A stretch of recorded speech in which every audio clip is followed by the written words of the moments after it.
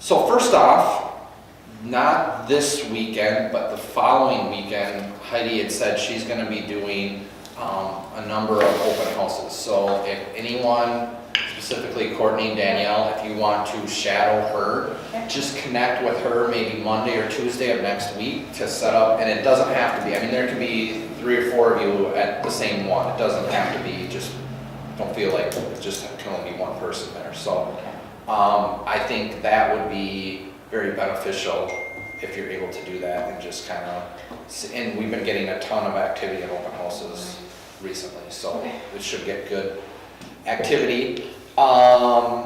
Anything going on? I know we're all kind of in different stages here. Danielle's just got licensed. How's your course 3 By the end coming? of next week, I should be done. Cool. Excited. Finally, Finally. you over with it. So nice to Gosh, I know. Anything, I know Krista, we've talked about stuff, but anything you guys want to just talk about in general, stuff going on, happening? If not a big deal either. Just wanted to throw it out there. You really, We can open that up for questions at the end. Okay, no, so excuse me, the main thing I just kind of wanted to talk about today is a little bit more of the mindset of kind of our approach, and everyone's kind of heard me say this, and I know Danielle and Courtney are newer, so I just want to keep reinforcing the, kind of my mantra is the stop selling and start helping mentality. And I think to give you kind of an illustration, and I'll take this all the way, we'll go through into the agency and buyer's rep and how that's applicable in real estate terms. But really, we're in the services industry, right? And so there's two kind of trains of thoughts. Is you can, when you're in the services industry, you can say, this is what I do, this is what I've always done, and then how do I convince someone to buy that service, right? Or you can say, what is someone, I'm of the belief that there's always someone willing to pay for help. It's just our job to say, what is someone willing to pay for? What's needed? And so having that mentality of what is needed to help someone, to have them hire you, versus this is what we do, and now I gotta convince someone. And I think our industry is a little bit challenged in that, the way you did real estate 10, 5, even 3 years ago is not completely how the value proposition to the consumer is today. What the consumer needs now is guidance through the process, education of the process, exposure to their home is completely different than it was just 2 years ago, 3 years ago. So that mentality of what can I do to help versus we just put it on the MLS, we put brochures in the brochure box, we hold it, just the status quo. So always having that mentality of looking for what can be done to help them. And each client's gonna have different needs, right? And so just being cognizant of that versus this is what we do and it's just expected that they're gonna hire us for what we do. Because that's when the selling really takes place. Does that make sense? And the way that materializes for what we do when working with buyers is a lot of the traditional way real estate brokerages did training on buyer's rep was how to get someone contractually under contract, and now it's like they're yours and you got them handcuffed and they're under contract, they're your buyer, you get to sell them. Which we're completely night and day opposite. I'm almost of the belief that if someone wants to go with someone else, if they see more value with someone else, then I've done something wrong. I haven't shown or demonstrated my value enough where they're not choosing me. And I think that's the approach. So we have a buyer's representation contract, but from our firm's standpoint, it's more of just a compliance document more than anything else. So because there's some language in there that we have to be compliant, still utilize, but it's not the instrument to lock and key them to us to make them our buyers. The mentality, again, has to be, I need to demonstrate that you want to choose me because I can provide you value that you need to help. Does that make sense? I think that's a good thing to review, especially when I was in class. I felt like that was very much like pounded, like, hi, sign this contract. Yeah. Hi, sign this First- contract, now first we'll go. contact. I mean, it's just, it's literally like they pound that in me. 100%. Like, and it was, I was like, oh, how am I gonna do, like, how do you, like, do I was that? even trying to think back to my experiences with buying, like in the last 3 years, we bought 2 houses, and I'm like, no one has ever done that to me. Yeah. No one has ever been like, okay, sign this the first time I met you, so, Yep. you're right. So I think and is there a place for it? Absolutely. But the approach is if you provide the value and the need where they feel you offer enough information, help, guidance, you want them to choose you or need you versus handling objections and scripts to get them to sign. And what I've seen just, especially 8-10 years ago, like you said, the classes, how it's all geared to sell. That's just not our approach, and I think that's very short-sighted. That's the immediate sale, which has its place. But again, our mindset is building the long-term, building a client base, forever clients, and what that really means is helping them. And if it materializes into a sale immediately, great, or 2 years from now, great. We're here wherever you need us, as much or as little as possible. And I spoke with a couple agents at a different brokerage that are newer, and let me just back up and go a completely different tangent.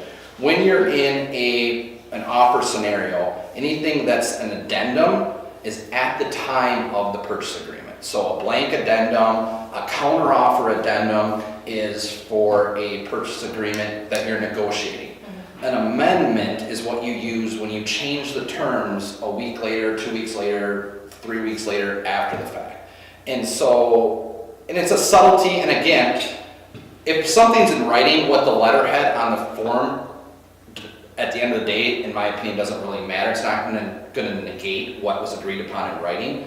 But what happened to me with a newer agent, and he's a great guy, and the property's been under contract for about 3 or 4 weeks, and we had an appraisal issue, so we renegotiated the terms and the value, and he sent over a counteroffer addendum, which is completely just not correct. And again, it doesn't negate that it's in writing, but a counteroffer addendum is when you're negotiating the terms of the original offer versus having an amendment. And I just kind of briefly said to him, hey, next time do an amendment. And he said, we're all new here and we're just trying to figure this out ourselves. And so he appreciated, because I felt a little uncomfortable that I was overstepping my guidelines, but I just wanted to help him, right? And so I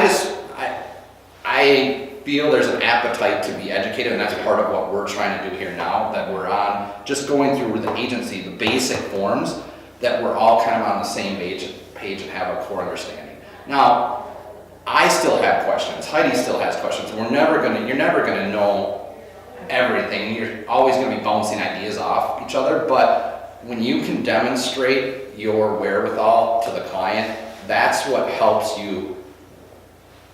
people choose you versus trying to lock them up with a contract, right? So there's kind of two approaches. Is I think, and this isn't real estate in general, this is business. A lot of what I see in business is the sales model is everyone's trying to gear up to get you to, what do they have to do to get the sale or get you to choose them or contractually get you under contract. So in our business, it's lead generation, it's scripts, it's objection handling, it's lead conversion. And then you get to the point of the sale where you sign the purchase agreement and everything else is secondary. And all the effort, time, and money is put up front on how to capture you or convert you. And my approach is spend 90% of your time and money being educated and your time on after the purchase agreement doing the nuts and bolts of the transaction, and that will be the best lead generation source you can have by taking care of the client from the time of the purchase agreement through closing. That's what makes you the most help. Exactly. So I think as an industry, we've kind of got it backwards, is all the energy, all the training goes to how to capture people versus how to do the nuts and bolts. And my belief is if you excel at this and help people, the first part takes care of itself as a generalization, right? So, any questions on that or? No, I just, to your point, Brandon, I called Brandon because there was an agent who's been around for a long time and was just talking about addendum versus amendment. I was pretty sure I had it right and thought that she was using it wrong. And I called him and I'm like, I just want to make sure that I'm not screwing this up because I knew this agent had been around for a really long time. So, I mean, that stuff is out there and I just had to validate, but. And again, if someone uses an amendment versus an addendum, is it the end of the world? No. Again, it's still going to be binding, but from a best practice, you just want to know, again, the clients need to know what they're agreeing to, and you need to know to explain it or set expectations. So I just want to go through this with the agency forms, and let me backtrack from what I said at last meeting where they are still discussing amending what the agency definitions are. Nothing's been finalized, and it sounds like it might get delayed into the following year. So we're just going to go through this, but what I do, and I'm just going to give you my verbiage when I'm sitting down with someone, is I say, this is the terms of how Minnesota describes how I fit into a transaction. And this is not part of the purchase agreement, but I have to go through this with you, and it's very intuitive, but I want to make sure you understand it. So in any real estate transaction with a real estate agent or a realtor, there's what's called a seller's broker. And I always do this. I always just kind of circle that. And I say, the seller's broker is, if I'm working with a seller, I say, this is what myself and VoigtJohnson, we represent you in your best interest. The fiduciary obligations that I owe you are outlined here: loyalty, obedience, disclosure, confidentiality, reasonable care, and accounting. And you'll get those memorized within no time after you do this enough. And then you this defines what each of those are. And then I go back to line 24 and I say the buyer's broker, and if I'm working with a seller, I say the buyer's broker can be Joe Smith with brokerage XYZ. They represent the buyer and their best interest. Again, it's very intuitive, but we want to go through it anyways. And the buyer's broker owes them these same fiduciary obligations. Now, in the occurrence where I'm at an open house and a buyer walks in, and I would represent them or anyone else under the VoigtJohnson firm, it would be considered dual agency, meaning VoigtJohnson represents both parties. We still owe you each all of these fiduciary obligations. We just cannot negotiate to the detriment of either party. And then I say, realistically, how we operate is we don't negotiate to the detriment of any parties. We treat everyone fair and reasonably to begin with, but by the letter of the law, it would be considered dual agency. And that's my verbiage in describing agency. And then I also say, I'm going to use it in the context of a buyer, because it's more pertinent to a buyer. The state requires that I give you this website. So what this is any registered, and I always stress the word registered, sexual predatory offender is on the state's website.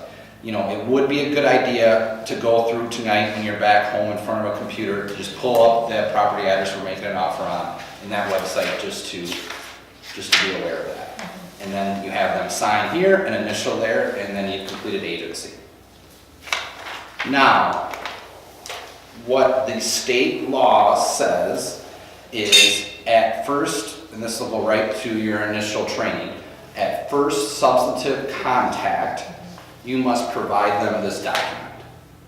So how do we balance shoving papers in someone's face when you first meet them to kind of put them on edge or put them defensive, but still abiding by the state law providing them this? One way, which I would recommend, and we have this, I'm not sure if Anna Krista has this set up. The state law says you don't have to have this form signed. It says you must provide it to them. So now, if we ever get audited, the easy way to show that is if we have it signed, right? But the other way is I have on my email, and we can set this up for you, and I would encourage all of us to do that, is we have a link to this document on any email that goes up. So here's what I would do. You meet someone at an open house, you start talking with someone. Do you necessarily pull this out and ask them to sign it right away because that makes them defensive, and I just don't put paperwork down people's face. You can go back and just send them an email that evening saying, Mary and Tom, it was nice meeting you. If there's anything I can do with you, and if this link is in the email, now you've given them this. right? And if you ever end up working with them, then you can show that that email was sent. It's a way to document that you provided this email. And what I think, just by having that link on your email, I have it as part of my signature.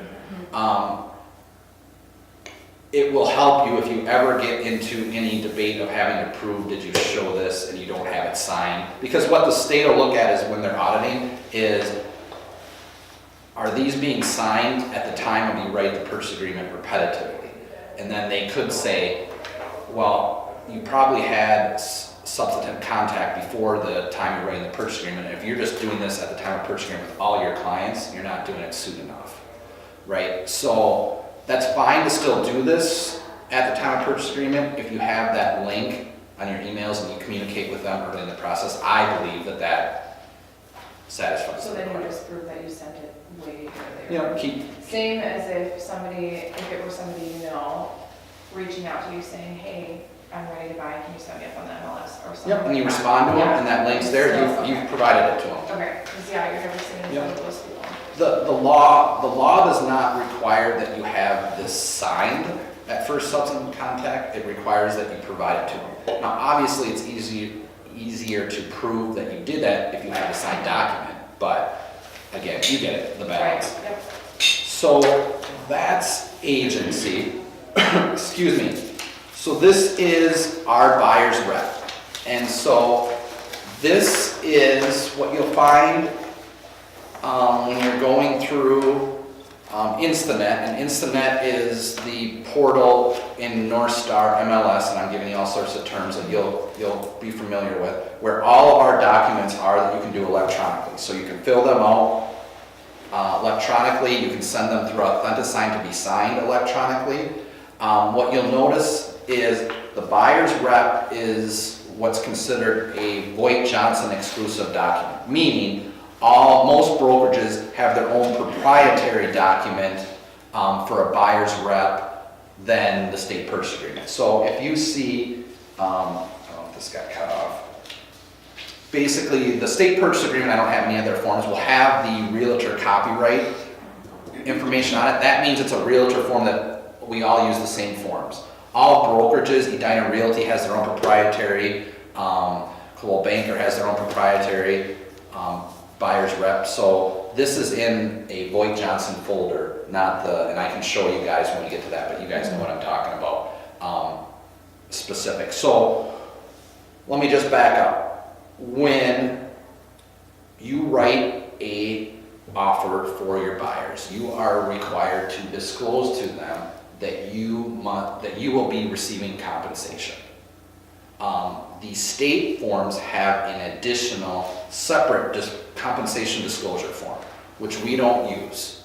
We have that language embedded in here. It's just one less form. So my point in this is, as much as I say, that's where I talk about this as a compliance form, if you don't have this signed at the time of purchase agreement, you've technically violated the ethics requirement of disclosing in writing that you're receiving compensation. So it is important that you have this signed at the time of or prior to writing any purchase agreement. Make sense? Again, we're not shoving it down people's throats. We're not using it as an instrument to get them locked up to use us. It's a compliance form that we're fulfilling our ethics requirement to disclose that we're receiving compensation. That's how I do this form. Does that make sense?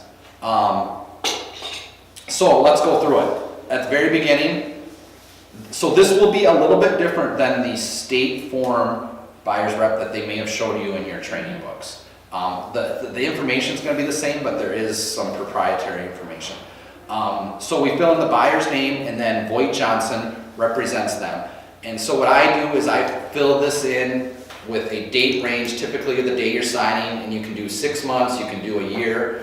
If people ask, I generally say, I'm not going to make you work with me if you don't want to work with me. That being said, if it's some weird situation, it is still a contract between you and them where they can't just go and use somebody else for no reason. You still want to, I'm saying play nice and you want them to choose you, but at the same time, and we don't run into these situations very often, but it still is a contract where, hey, they just ran into somebody else at brokerage XYZ and they wrote it up with them, but you want to stress to them, this is an exclusive contract. And so you can put through the end of the calendar year, you can put 6 months, 9 months, but if people say, well, I'm only want to do 3 months versus 6 months, I just say fine. You know, I don't push that. So it says 26 buyers agree to pay a retainer fee. I always just put 0 in there. I guess there are circumstances where you want someone to pay you a retainer fee. I've never done it. So I always put 0 in there. The next line says buyers shall pay brokers compensation of, and I always put 2.7, you can put 3.0, you can put 2.5, I wouldn't put less than 2.5, I put 2.7. And then it says, or a flat dollar amount, and I always put 0 in here. So the way I fill them out is 0, 2.7, and 0. Don't you always want to check the MLS for this number? You can. Keep in mind, this is a generic contract for any purchase that they might buy. In MLS, it's going to be specific to any property. So what this says, what you're referring to is we put 2.7 there and you're writing a purchase agreement where the payout is 2.5. And we'll get to this, it's in language down there. They're not responsible for the difference. Okay. I just put 2.7 because I just say this is kind of the industry standard. This is where we changed ours. Some brokerages, buyer's representation forms say the buyer is responsible for the difference, and ours doesn't. So ours says any compensation received, I'm trying to find it here, any compensation received constitutes full payment for line 29. If that makes sense. So this is really an arbitrary number. Whatever you receive, even if you have a higher percentage in there, the buyer doesn't owe you the difference. Does that make sense? Can you go through how you say it to a buyer? Because I've had a couple of people question it, and I've gone to Heidi and said, how do I explain this? You know, because it says that they'll be responsible, even if, and then it talks about how the MLS compensation the brokerage receives pays for this. Can you just go through how you read this to a client? Yep, so let me first address, so line 40, 41, any compensation or fee accepted by the broker shall be a credit towards the obligation of the buyer to pay, except for the buyer administration. So what I do is I say, this is a buyer's representation form. We go through the dates and all of that. This is what makes us, I usually do this right after I've done agency. So I said, this is what creates the relationship of a buyer's broker, this contract here. This is how we get paid in a transaction. And so we do not accept or we do not ask for a retainer fee. 2.7 is what the industry standard is for the buyer's payout when you purchase a home. It may be more, it may be less. We get paid from the seller's broker when you buy a home, with the exception of the 195 BAC, which can be wrapped into your closing costs, is some of the verbiage I use. And then it says whichever is greater, and I put 0 in there. So what I tell them is then whatever we receive from the other brokerage is what we get, and you're not obligated to anything other than that. And so what you want to say is now, and so here's the question that comes up, what if I find a for sale by owner, and how does that work? And what I say then is, generally, most for sale by owners will be willing to work with us. If you see one, give me the address and the phone number, let me call, and let me initiate that. That's kind of what I would recommend there, is just say, that's great, we can handle that, but let me initiate it rather than you initiate it, and then you try to work it way back in, right? Did I answer your question? Yeah. I've always had this sign like as we knew what house we were writing the purchase agreement on. So I would just pull this number off the MLS. And you can do it that way. And then I would just kind of read through it, because to somebody glancing over it, it's a little scary. So you have to go back and say, well, let's look at line 41 or 40, that any compensation, you just have to explain it to people, because when people are reading it on their own, all they see is, oh my gosh, I'm gonna owe somebody 2.7%. Yep. You know. And what you say is, we get that from the sellers, seller. which relieves your obligation. Okay. And you said on the MLS, there's like a percentage associated. Yep. Okay. Yep, so you'll see, there's a field in each MLS listing which will say 3.0, 2.7, 2.5, that's the compensation that we'll receive if you sell that. And that's what we're referring to there. Okay, perfect. Yep. Now, in this bold, and this is right from the state forms, it says, buyer's action in locating a property may affect payment of compensation by sellers and may therefore obligate buyer to pay all or part of the compensation at closing. For example, the act of going through an open house unaccompanied by a buyer's broker or license representing or assisting buyer, or signing a purchase agreement through another broker with for sale by owner may require buyer's payment of full compensation. So this just kind of lays out that scenario with open house. The other thing, I don't want to get totally into it, is the notion, because it's a completely different topic, is that of procuring cause. So if you have buyers and they're going to open houses, and let me just give you a scenario. You've shown buyers, you have them under contract, you've done everything, they go to an open house, the agent there shows them the open house, they say, oh, I'm working with Ann. The buyers say, I love it, I'm gonna buy it, I wanna make an offer, I'm gonna go back and call Ann, I'm gonna write an offer. The litmus test or phrase, which is called procuring cause, which is what constitutes through cooperation through the MLS, how the buyer's broker gets paid, in that scenario that I just described, could say that that agent at the open house had procuring cause, and even though Ann still represents them, Ann did not sell them the house. They made the buying decision with somebody else. That's what this is referring to here, the act of going through an open house unaccompanied by a buyer's broker or licensee. Now, two things. We, as a brokerage, always honor, as a listing brokerage, almost always, only under weird scenarios, will always honor buyer's agents' relationships. Meaning, if we're the listing agent, if you're doing an open house and someone comes in and says, I want to buy this house and I'm working with agent XYZ, we're not going to argue that you sold them the house or we sold them the house. We're going to honor their relationship with their agent, and because our primary focus is to get the house sold for the seller. So we're not going to make it about us and try and argue over that commission. I would say a lot of the agents in town have that same mentality, but there are some that will argue the procuring cause, that they sold the home to your buyer and therefore they're entitled to the commission, not you. So there's no way to completely alleviate that. If your buyer calls you and says, I went through an open house, here's the home, I want to make an offer. First thing you do, well, give me a call and let me know the situation, because I want to know who the agent is and all of that. The litmus test for procuring cause is an uninterrupted series of events that made the buyer's decision. So no matter who it is, if you have a buyer that goes to an open house and expresses interest, never write the offer without going back and showing them the house again. So if you go back and show them the house again, now you have the case that I sold the house. If you never entered the house, don't know anything about the house, you just did the paperwork, it's a weaker argument to say you made them have the buying decision, right?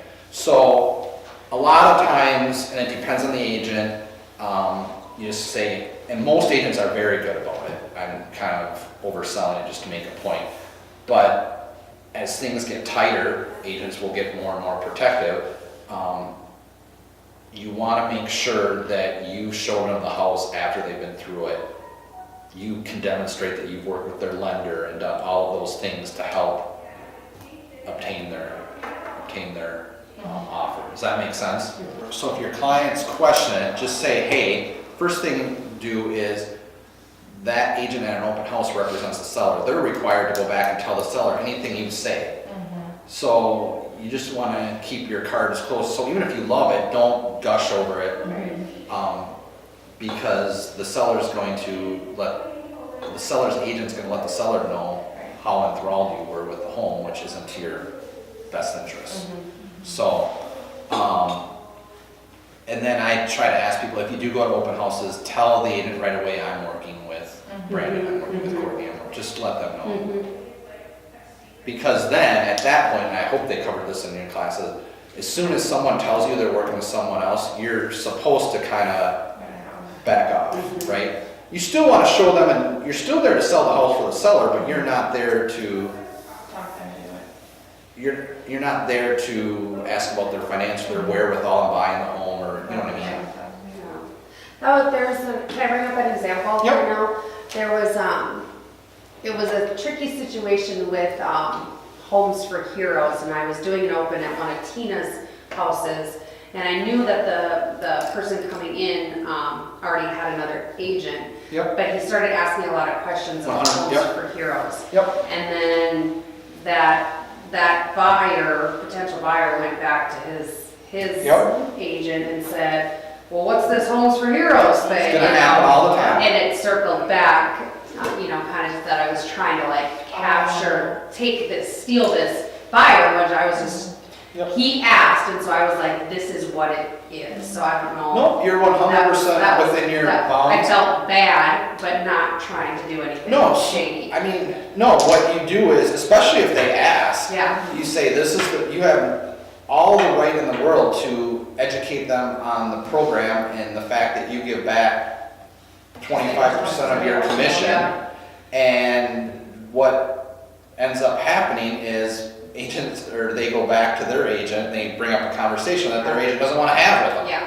Right? So you're not doing anything to solicit or violate their relationship. You're talking about what you do, which is totally fine. The fact that that instigates an uncomfortable conversation with the other agent. So, yeah. Yep. Yeah. But you don't want to solicit them to say, if you work with me, I can Yeah. save you, I give you that. No, that agent went to Tina and I said, why did your, and I just was like, well, I was just answering a question. I wasn't like, hey, you know what this is, do you know what this is? Yeah, there were flyers everywhere, I went open and he just asked. Yep. And so, And Tina knew that, she was just. I'm gonna run into that, and Yeah. maybe next time we will have, I should probably go through, and I know you guys have done the Homes for Heroes, but maybe I'll do a start to finish Homes Yeah, for that'd be Heroes great too. train, and that will take some time, and there's a lot to it, but I think it's a good time to do that. But you're gonna run into that because you're seeing it now, people emulating, doing different programs. The whole trend now is to give back, which is great.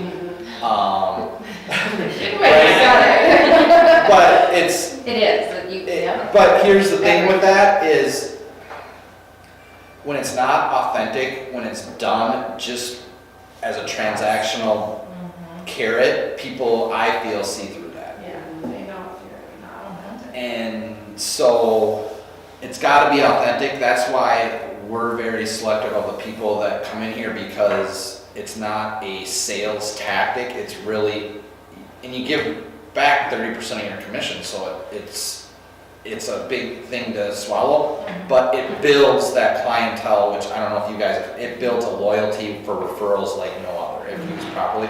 But you can't give with the expectation of getting in return, or else it's really not giving, in my opinion, because it's just, then it's a transaction.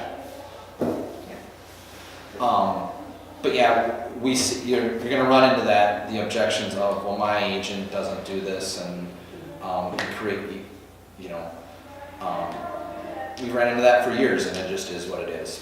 So the main thing I would say is you don't want to be overly, I always say agent XYZ, usually they're a great agent, they do a good job, but you can answer questions about how the program works. Section 953, basically this talks about what categories of real estate is involved in this buyer's representation. More than likely, 99% of the time, you're going to check residential personal or residential investment. If they are looking for vacant land or anything, I mean, there's no reason why you can't check all of them. A lot of times I'll just check residential. The next section, and here's the language I use, is you have the option, so I'm talking about line 61 through 67, you have the option to handle or coordinate the closing yourself. Part of the primary reason you're hiring me is to facilitate that, to take that off your plate. You still select the closing company, you still select, but if you have a attorney or someone that you want and you want to do that, you have that option to do so, and 99% of the time they'll say, no, we don't want nothing to do with it. And then you say, your initial buyer wishes to have broker arrange for the closing, or if they don't, then you have an initial line 66. But that's kind of my verbiage there. Additional closing costs, you just kind of state your lender should have given you a good faith estimate to know what your closing costs are. There are additional fees involved other than just the purchase price. I don't talk a lot in detail about the last two sections, basically that you're not a foreign investment trust subject to a foreign investment tax. And then the last paragraph is on inspections warranties, which I talk about more so in the offer or purchase agreement with the inspection language than in the buyer's rep. The next section is agency, and here I say this is where if you want to look at listings that are listed by our brokerage, you would agree to dual agency. I very rarely have had anyone not want to, just say this is, otherwise you wouldn't be able to look at any of the brokerage's own listings, and that's the same no matter what brokerage you go with. So you have them sign there, and then again I always highlight and circle this website for registered sexual predatory offenders. And then I do bring up electronic signatures and say most 90% of people now are familiar with them or have used them, and I'll say just out of sheer convenience and timeliness, we do electronic signatures where it's sent right to your email, you can go right to your phone and sign things. Those are valid for purchase agreements and any signatures, so if we do this, we're signing the purchase agreement today here, because I like to explain it to them in person a lot of times. But if we do get a counter offer or something, we may do it electronically. And then I just kind of set the stage for that. And then the last page is just the signature page for them and yourself, and you want to make sure that you sign it as well too, both on the dual agency spot as well as here. Do you ever put anything in the other category? I have not. This is I'm here. I'm sorry. Anything? Oh, no. You can. I mean, this is just kind of. I'm trying to think of a scenario or something. If there was any sort of exclusion or this, you could write anything. If they had some sort of concern and you wanted to handle it. Unless we go back and sell it to our mom or unless. Well, this is on the buyer side. Oh, right. So, again, my overwhelmingly belief on this is just more of a compliance form. I'm not going to hold them to the letter of the contract if they've got a concern with me. But yet, you can write anything. So the reason you would want to write something if they bring something up as a concern to make them feel better about it. So yes, we can add that.